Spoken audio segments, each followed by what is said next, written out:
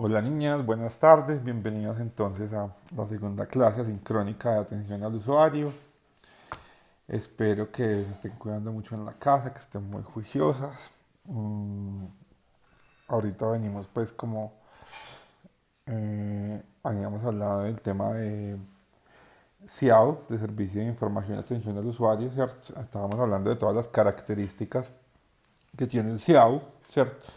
Eh, Todo su marco legal y normatividad. Recuerden que yo les mandé una presentación acerca del tema y habíamos alcanzado entonces a abordar todo lo que eran las características de su servicio, que las consultas se canalizan a través de tres medios, ¿cierto? Atención personalizada, observaciones o encuesta de satisfacción y el buzón de sugerencias. Observaciones en la encuesta de satisfacción y buzón de sugerencias. Habíamos explicado entonces qué es atención personalizada, habíamos explicado también qué es encuesta de satisfacción y buzón de sugerencia. Nos quedó faltando de este tema de SIAO, cómo es el procedimiento para la recepción y el trámite de las quejas y reclamaciones, ¿cierto? Recuerden que yo también les indiqué que el buzón de sugerencia se iba a abrir cada 8 días con el fin de darle trámite rápido a cada una de las solicitudes que nos hayan dejado los pacientes, porque en el marco legal de las respuestas a requerimientos, pues también hay unos tiempos que debemos cumplir y que podrían tener implicaciones legales si no lo respondemos en el tiempo justo, ¿cierto? Entonces es importante también que ustedes tengan en cuenta que los tiempos se cumplen no solo por la normatividad del CIAU, sino también porque hay un marco legal pues, general que nos requiere o nos dice cuántos días hay para responder. Si ustedes, por ejemplo, tienen en cuenta eh, el tiempo que deben responder, por ejemplo, los derechos de petición, ¿cierto? Que puede ser un modelo de consulta o a través del cual el paciente se comunica con su IPS, ¿cierto? Entonces también existen unos tiempos que por ordenamiento legal pues se deben cumplir. Entonces, ojo con eso, porque si uno contesta de manera extemporánea, es decir, fuera de el tiempo, pues puede incurrir en una falta, ¿cierto? Por ejemplo, se dice que las peticiones, las autoridades públicas tienen un término de 15 días hábiles para responder, ¿cierto? Las solicitudes de información, cuando a mí me están pidiendo información, tengo 10 días hábiles para responderlo, o sea que varios tipos de tiempos para las solicitudes, ¿cierto? Una cosa es que sea una petición, o sea que yo esté pidiendo algo y la respuesta para esa petición me la dan 15 días, o que yo esté consultando información, que esa sí me la deben dar en 10 días hábiles, ¿cierto? Las de pues solicitando información o resolver información. Y ya las de consulta normal, o sea que no es entregando información, sino otro tipo de consultas, tienen hasta 30 días hábiles para responder, ¿cierto? Ojo que aquí también aplica el término de la solicitud verbal. Si a mí un paciente me hace una solicitud verbal y yo no se la respondo en los tiempos, pues también puedo tener implicaciones del orden legal o judicial. Entonces, para que lo tengamos en cuenta en el momento pues, de atender al paciente, ¿cierto? Entonces, nos faltaba en el tema de servicio de información y atención al usuario, todo lo que era procedimiento, trámite y recepción de quejas y reclamación, ¿cierto? En ese orden de idea, por mandato legal vigente, toda institución del Estado vigilada por un órgano de control estatal debe contar con una dependencia encargada de recibir y tramitar las quejas. Ojo que nosotros no somos institución del Estado, pero somos vigilados, tanto las IPS como las IPS, somos vigilados por una institución u órgano del Estado.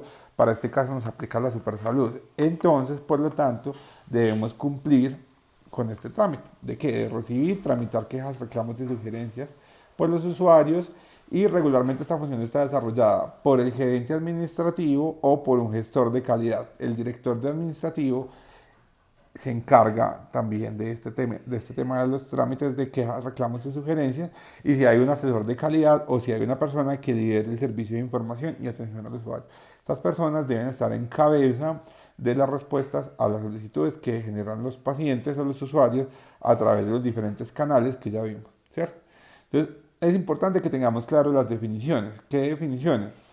¿Qué es un reclamo? Es la expresión de insatisfacción referida a la prestación de un servicio o a la deficiente atención de una autoridad pública. Vuelvo y digo, nosotros no somos autoridad pública, pero estamos vigilados por entidades públicas, por lo tanto, debemos atender estas insatisfacciones que se presentan en los pacientes. Mejor dicho, cualquier empresa que preste un servicio se verá sujeta a atender quejas, reclamos y solicitudes, ¿cierto? Un servicio también por productos, porque cuando hay productos defectuosos, sin embargo, pues nosotros vemos que los restaurantes no tienen un servicio de información y atención al usuario, pues porque no les obliga la ley. Pero nosotros como empresas que prestamos servicios, estamos obligados a tener ese servicio de información y atención al usuario, que es una sugerencia, pues es un aporte que nos hace el usuario para que mejoremos en la atención, ¿cierto? Regularmente cuando se habla de sugerencia, pues nos está diciendo que esté mal prestado el servicio, no se está poniendo una queja como tal o un reclamo, sino que simplemente se está exhortando al prestador del servicio a que mejore en ciertos aspectos, ¿cierto? A que cómo podría mejorar el servicio o cómo ven los pacientes que sería mejor que les prestaran el servicio, ¿cierto? Entonces, en ese orden de ideas, es muy diferente tener un reclamo a tener una sugerencia o tramitar una sugerencia, ¿cierto? Y en otro orden que están las felicitaciones, que son otro tipo de documento que pueden dejar o de trámite que habla de la felicitación, es la opinión o palabra que enaltece una labor realizada o un servicio, a un servicio o a una persona en particular. Ojo, porque de eso sí es de lo que menos nos van a llegar. Así prestemos muy bien el servicio, tarda mucho en llegar las felicitaciones. Sin embargo, tengo por ejemplo la experiencia en Icalmet que cuando abrimos el buzón, gracias a Dios, casi siempre son felicitaciones. Pocas veces son peticiones, quejas o reclamos. Una que otra sugerencia, ¿cierto? Pero uno también tiene que responder las sugerencias y las felicitaciones en igual forma, pues se deben responder agradeciendo el gesto del paciente por haber exaltado el servicio que estamos prestando, ¿cierto? Entonces ya con esto finalizaríamos nosotros lo que es la parte de servicio de información y atención al usuario, que en nuestro contenido lo habíamos tenido como un segundo módulo. El primer módulo era todo lo de definiciones, que ya lo vimos, ¿cierto? Todo lo que era como los objetivos y los principios de la atención al usuario, los conceptos básicos de atención al usuario y las percepciones, ¿cierto? En un segundo módulo estábamos hablando del CIAO, del Servicio de Información y Atención al Usuario, de las características del servicio, que ya las habíamos visto, de la definición de queja, reclamo, sugerencia o felicitación, ¿cierto? De cómo se reciben este tipo de, de mandatos o de solicitudes y en esa parte terminaríamos nuestro segundo módulo. Y a partir de este momento vamos entonces a tener en cuenta lo que es el tercer módulo, que hablaríamos de capacidad de escucha, ¿cierto? De cuáles son todos los componentes de la escucha, ¿cierto? Sus componentes lingüísticos o paralingüísticos y sus componentes no verbales, ¿sí? Que también es importante que nosotros tengamos en cuenta a la hora de tener contacto con los pacientes o con los usuarios, ¿cierto? Entonces, vamos a hablar un poco hoy de lo que es la comunicación paralingüística. Yo también les voy a mandar una presentación a, al Classroom para que ustedes tengan ahí la información, ¿cierto? Recuerden que vamos otra vez igual, por tres videos, cada uno de entre 15 y 20 minutos, que con lo que va a equiparar nuestra clase, ¿cierto? Entonces, ¿qué vamos a ver? Que es el lenguaje paralingüístico, ¿cierto? Para el primer espacio, pues tendríamos que conocer cuál es la comunicación verbal. La comunicación verbal es la comunicación que nosotros como hablantes podemos tener con cualquier otra persona a través del uso de palabras y del lenguaje oral, ¿cierto? O de sonidos como fonemas y en el escrito sería como letras y grafemas, ¿cierto? Entonces es importante eh, tener en cuenta que la comunicación verbal se hace a través de sonidos o fonemas y de letras o gráficos o grafemas, ¿cierto? Pero entonces, para la comunicación verbal, los humanos nos servimos del paralenguaje, ¿cierto? Que es un lenguaje que no es visual, sino que se expresa a través de diferentes tipos de sonidos y entonaciones. Siempre nosotros manejamos tonos a la hora de hablar y de comunicar, ¿cierto? ¿Se acuerdan que muchas veces la mamá le dice, bueno, que no me hable en ese tonito? Entonces, esa es una forma paralingüística de comunicar las cosas, ¿cierto? Quiere decir que cambiamos el tono de la voz, emitimos un sonido distinto y por lo tanto estamos haciendo una comunicación paralingüística, estamos usando el paralenguaje para expresar lo que necesitamos decirle a la otra persona, ¿cierto? Cuando hay veces que la gente dice, no, ¿usted por qué me está hablando tan duro? Y la persona responde, es que así hablo yo. ¿Cierto? Esas son formas de, paralingüísticas de comunicar, ¿cierto? Entonces, esto que también da expresividad y tiene un significado y genera una expectativa, ¿cierto? ¿Por qué? Porque cuando usted habla duro o grita, eso tiene un significado para las otras personas, que siente que usted está enojado, ¿cierto? Es el principal significado, o que usted necesita que lo escuchen porque antes no había sido escuchado.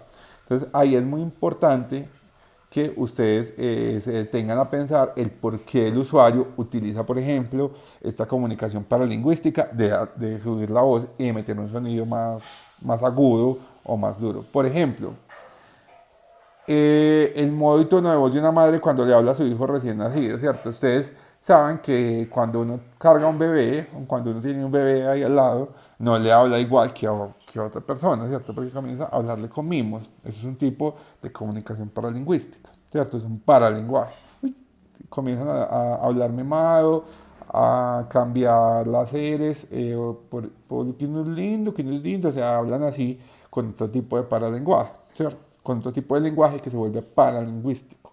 Es decir, estoy cambiando mi forma de comunicarme, me estoy ayudando de otra forma de comunicarme para poder, digamos que, empatizar con el bebé, ¿cierto? No sabemos de dónde sale el hecho de que la gente hable así para poder empatizar con un bebé, pero vemos que tiene efectos y resultados porque regularmente el bebé sonríe, ¿cierto?